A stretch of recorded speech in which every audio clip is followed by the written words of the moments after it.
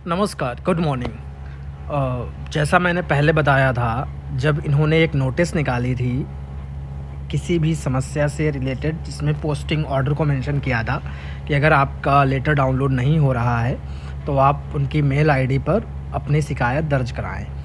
और उसी के आगे लिखा था ट्रांसफ़र से रिलेटेड भी। मैंने बार बार एक्सप्लेन किया था कि ये सिर्फ उन लोगों के लिए है जिनकी गलत पोस्टिंग आई है। गलत पोस्टिंग का मतलब मैंने बताया था कि जैसे जहाँ पर पोस्ट ही नहीं है उस सब्जेक्ट की और वहाँ पर किसी टीचर को भेजा गया है, तो इट मीन्स कि वहाँ पर गलत पोस्टिंग हुई है। या जहाँ पर पीजीटी की पोस्ट है ही नहीं लेकिन पीजीटी को भेजा गया है, तो ये होती है गलत पोस्ट। तो उनके लिए था, लेकिन सभी लोग म्यूचुअल ट्रांसफ़र और तमाम तरीके के ट्रांसफ़र अपने तरीके से बना के मेल करना उन लोगों ने शुरू कर दिया। तो जैसा मुझे लगा था, पहले भी मैंने आप लोगों को बताया भी था, परेशान ना करें उन्हें, क्योंकि जेन्युइन जिनकी समस्या होगी उनके भी मेल वो नहीं देख पाएंगे।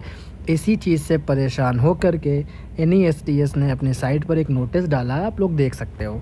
नोटिस है, all posted candidates are requested not to approach NESTS office for change of place of posting at present. No request for change of place of posting is being considered. Moreover, the transfers whenever happen will be through the transfer portal on the NESTS website, which will be made live once transfer policy is published. अभी इनकी हालांकि transfer policy भी नहीं बनी है। लोग मुझसे पूछ रहे थे ट्रांसफ़र कब होगा। हालांकि इन्होंने अपने लेटर में लिख रखा है 3 साल तक आप ट्रांसफ़र की डिमांड नहीं करेंगे, जैसा कि होता भी है। अगर ये NVS या KVS के तरीके से ट्रांसफ़र पॉलिसी बनाते हैं, फ्रेम करते हैं, तो उसमें क्या रूल होता है कि नॉर्मल कंडीशन में आपको 3 साल का टेन्योर कंप्लीट करना होता, जो कि KVS ने अब उसको बढ़ा के 5 साल कर दिया है। हालांकि इनके लेटर में 3 साल है, तो 3 साल टेन्योर मान के चले। और उसके बाद कुछ केसेस होते हैं, स्पाउस केस, कुछ नो टेकर वैकेंसी या इस तरीके से कुछ ग्राउंड होते हैं जिसके बेस पर ट्रांसफ़र होते हैं। 1 साल बाद भी हो जाते हैं। कुछ केसेस हैं जैसे स्पाउस केस वाला, लेकिन इसमें भी अभी चेंजेस हो गए हैं, इनमें भी 3 साल तक का है। तो खैर, अब ये कैसी गाइडलाइन बनाते हैं तो उसी के अकॉर्डिंग ट्रांसफ़र होंगे। एक डिस्प्लेसमेंट होता है एडमिनिस्ट्रेटिव ग्राउंड पर।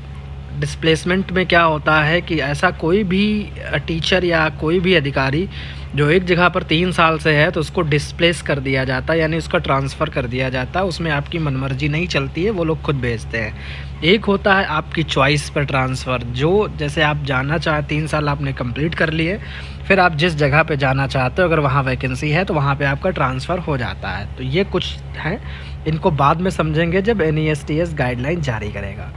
तो ये हिंदी में भी उन्होंने लिख दिया है कि अभी तक ऐसा कुछ भी नहीं है, ना तो अप्रोच करें, ट्रांसफ़र से रिलेटेड कोई बात नहीं होगी अभी। बाद में जैसे ही पॉलिसी बनेगी हम उसको लाइव कर देंगे और पोर्टल जारी करेंगे, उसके थ्रू ट्रांसफ़र होंगे।